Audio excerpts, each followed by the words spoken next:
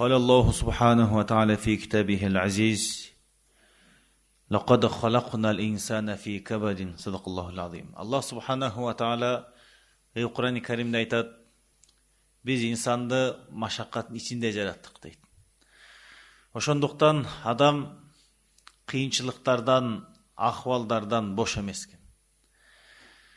Kaysada men bul dünya üçün, yaşaş üçün gelinigem desey al kıynalıp yaşaydı.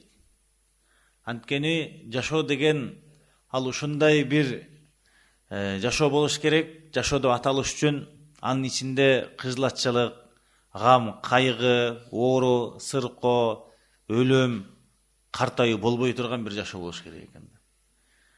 Бул дүйнөдө инсан бардык акыбалдарга дуушар болот, анткени бул сыноо катарында берилген да. Аллах Таала Кур'ан-ы Каримде бул дүйнө туурасында айтканда сыноо деп эскерген. Инна жаална ма алал арды зинатан лаха линабулуахум айюхум ахсану амала. Жер бетиндеги нерселер кооз кылып койдук, аларды сынаш үчүн кимиси эң жакшы амал кылат деп. Ал эми бейиш туурасында Аллах Таала айтканда жашоону ошол тууралуу айтканда. Я Адам ускун анта ва заужукал жанна, я Адам сен жубайың өкөң ушул бейиште жашагын деп айтылган. Ошон үчүн жашоо чыныгы жашоо, бул бейиште болот, бул дүйнө сыноо жашоо. Аллах Таалам түрлүү акыбалдарды берип, инсанды ошол түрлүү акыбалдарда кандай Аллах менен болгон мамилесин көргөзөт, ошону сынайт. Ошол инсандарга келе турган акыбалдан бирөөсү мисалы оору. Инсанга оору деген бир акыбал келет, инсан кыжылат болот, бир аз денеси алсырайт. Бул бир акыбал. Аллах Таалам инсандын амалын, Аллах менен болгон мамилесин сынайт. Эми кандай гана акыбал болбосун, оору жана башка ушул сыяктуу инсан ошону Аллахтан деп билип, ошого ыраазы болуп, кайра Аллага жалбара турган болсо, Аллах Таала бул инсандан наразы болот экен. Кайсы адам Аллахтан жөнөткөн акыбалга наразы болсо, анда Аллах Таала андан наразы экен.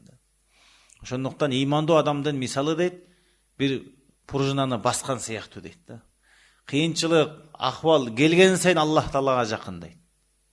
Неге дегенде Аллахка жалбарат, Аллах Таалам көйгөйүн маселесин чечип берет, Аллах Тааланын жардамын көрүп, анын иманы дагы көтөрүлүп, дагы Аллага жакындайт. Кайра да бир кыйынчылык маселе келет, кайра Аллага кайрылат, Аллах Таалам көйгөйүн чечип берет, муну көрүп иманы дагы өсөт, көтөрүлөт, кайра Аллага жакындайт. Имандуу адамдын мисалы ушундай экен. Имансыз акыбал болсо мыкты сыңар экен. Мыкты урган сайын кирип кайра чыкпаган сыяктуу, имансыз адамга кыйынчылык келген сайын ал чөгүп кете берет экен, наразы болот, үмүтүн үзөт, Аллахтан алыстайт экен. Ошондуктан акыбалды туура кабыл алып, Аллахка жалбарып, Аллах менен болгон мамилени түздөө, бул иман адамдын сыпаты. Андыктан инсанга мисал оору деген акыбал келе турган болсо, эң биринчи ошол ооруну жөнөткөн затка кайрылыш керек, Аллахтан шифа тилеш керек да. Шифаны Алла берет. Шифанын себептерин издегенде дагы эң биринчи Аллах Таалам өзү кайсыл нерселерде шифа бар деп айткан болсо, ошолорду издеш керек. Биринчи биз Кур'ан-ы Каримге кайрылалы, Кур'анда шифа дейт, шифа болуп жөнөтүлгөн үммөттөргө. Экинчи болсо Пайгамбар алейхиссаламдын сүннөтүнө кайрылалы дейт. Үчүнчү деңгээлде анан өзүбүздүн жашообузда болуп жаткан, тажрыйбадан өткөн дары дермектерге кайрылабыз дейт. Бүгүнкү күндө биз биринчи дарыга кайрылабыз. Анан болбой калса, зайтундарды, тимендер бир нерсе ичип, сүннөт кама кылабыз деп кылабыз. Анан дагы болбой баратса, анан барып молдокеге дем салдырып калабыз да. Ошондуктан эң биринчи Аллага кайрылып, Алладан шифа сурашыбыз керек. Ибрахим алейхиссалату вассаламдын айткан сөзү Кур'анда эскерилет: "Ва иза маридту фахуа яшфи." Мен ооруй турган болсом, шифаны мага Аллах Таала гана берет дейт. Ичкен дарыңыз ал дары, бирок шифа эмес да. Ошондуктан Аллах Тааладан шифа сурайбыз. Бул акыбалдан, оорудан айыгуу үчүн. Жана бул оору Аллах тараптан келген бир сыноо болгондуктан мунун жакшылыгы дагы бар да. Инсан кээ бир нерселерге өзүнүн амал менен жете албай жаткан болсо, ага келген акыбалга сабыр кылуу менен жетет. Күнөөлөрү кечирилиш үчүн Аллах Таала оору берет. Анткени инсандын күнөөсү болуп турат, инсан катадан бош эмес. Кылган жакшы амалдары аркылуу күнөөсү кечирилип турат, бирок караса жашоосунда андай деле көп жакшы амал жок. күнөөсүн кечирилүү үчүн Аллах Таала оору берет, инсан ошол аркылуу тазаланып турат да. Мусулманга кандай бир мусибат, кыйынчылык келбесин, жада калса хатта шаукату ишакуха, колуна бир тикенек кирсе дагы ошонун себебинен анын күнөөсү кечирилет дейт. Андыктан ооруган адамдын демек фазилети бар экен, ошондой эле ооруп жаткан адамга зиярат кылууда дагы бул фазилет айтылган. Кайсы бир адам ооруп жаткан адамга зиярат кылып, кадам таштап чыга турган болсо, эртең менен чыкса кечке чейин, кечинен чыкса таң атканга чейин 70 миң периште бул адамга кечирим дуасын кылышат. 70 миң периштеге дуа кылса, сиздин бүтпөй турган ишиңиз калабы дейт. Ошол периштелердин дуасы бар. Демек, ооруган адамдар канчалык анын дуасын ала турган болсо, ошого тиешелүү бир канча адептер бар. Ооруган адамга биз зияратка барууда эң алгач ылайыктуу убакытты табышыбыз керек. Анткени кээ бир учурларда ыңгайсыз убакыт болуп калган болушу мүмкүн, ал эс алып жаткан болушу мүмкүн, же дарыланып жаткан учур болушу мүмкүн. Ошого алдын ала ылайыктуу убактысын билип алып барган жакшы. Анан катуу ооруп жатса дагы бир барып кое бериш керек, анткени балким ошол учурда ал муктаж болуп жаткандыр. Анан ооруган адамга эгер кыйынчылык жетпей турган болсо, тескерисинче аны кубандыра турган болсо, тез-тез зиярат кылып туруу бул жакшыраак. Анан оорулуун астына барып отурганда, жайгашканда баш жагын отуруу, анткени анын үнүн угуп, же болбосо сиз айткан сөзүңүздү алып албай кыжылат болбош керек. Отурганда да өтө көп убакыт отуруп койбош керек, анткени ал адамды биз кыжылат кылып коюш мүмкүнбүз. Анын акыбалын сурайбыз. Эгер акыбалын айтканда кокус, үмүтсүздүк байкалып жаткан болсо, аны тескерисинче оорунун фазилеттерин айтып, Аллахка болгон жакшы үмүттөрүн пайда кылабыз.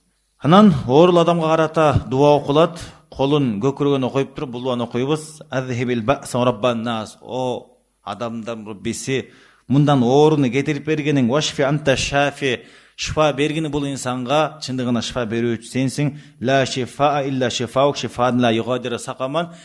Эч кандай шифа жок, сенин шифаң бербей турган болсоң, ушул оорудан айыктыра тургандай бир шифаңды бер деп дуасын окуйбуз. Андан соң 7 жолу асалуллаха раббал аршил азим айяшфияка, Аллах Таалам сага бул ооруңа шифа берүүсүн сураймын деген дуаны 7 жолу окуйбуз. Андан кийин ошол оорул адамдан дагы дуасын алышыбыз керек. Анткени ооруган адам жана айтылгандай күнөөсү кечирилип жаткан болот, күнөөдөн таза болгон болот. Адам ооруганда Аллах субханаху ва таала андан 3 нерсесин алып коет. Биринчи, тамак болгон, мындайча айтканда аппетитин, каалоосун алып коет. Андан кийинкиси анын күчүн алып коет. Алсырап жатып калат. Анан күнөөсүн алып коет дейт. Анан бир аз айыга баштаганда, Аллах Таалам шифа бере баштаганда, анын тамак болгон каалоосун, аппетитин кайтарып берет, тамактана баштайт. Бир аздан кийин күчүн кайтарып берет, кыймылдай баштайт. Күнөөсүн кайтарып берели десе периштелер, жок, кантип кайтарып беребиз деп Аллах Таалам аны күнөөлөрүн деңизге таштаттырып, андан бир балыкты жаратып, ошол адамга, ооруган адамга кечирим дуасын кыла турган болот да. Демек, бул инсандын, ооруган инсандын күнөөсү жок, таза акыбалда болгон болот. Демек, анын дуасын алып калышыбыз керек экен. Инсандын келип жаткан жакшылыктарын дагы, анын дуасын дагы тосуп кала турган бул күнөө болуп эсептелет да. Күнөөнүн себебинен кылып жаткан дуалары кабыл кылбай тосулуп калат, жана келе турган жакшылыктары тосулуп калат. Ал эми күнөө жок бул инсанда. Демек, дуасы кабыл. Ошондуктан дуа сурайбыз. Анан ооруган адам бир жүрөгүндөгү армандарын, бир арзу муундарын айткан болсо угуп беришибиз керек. Анткени жанында эч ким жок, балким көптөн бери бирөө менен сүйлөшө албай кыйналып жаткан болот. Ошого балким сиз аны угуп берсеңиз дагы сүйлөп, бир аз сиз менен маектешип, жеңилдеп да калат. Анан оорунун астына барганда, оорулуу адамга өтө көп суроо бербейбиз, анткени ал адамга кыжылат кылып коюшу мүмкүн. Ошондуктан бул Аллах Тааламдын берген бир жакшылыгы, бул дагы Аллах Таалам ушул аркылуу көп инсандардын күнөөсүн кечирип атат. Оору аркылуу канча адамдар күнөөсү кечирилди, жана ооруган адамды канча адамдар зиярат кылып отуруп, канча ортодо сүйүү махаббат пайда болот экен да. Балким ошонун арасында, зияратка келип жаткан адамдардын арасында келишпестүүлүк болоткан, түшүнбөгөн бир маселелер болуп аткан болсо дагы маселелер жоюлуп чечилип кете берет да.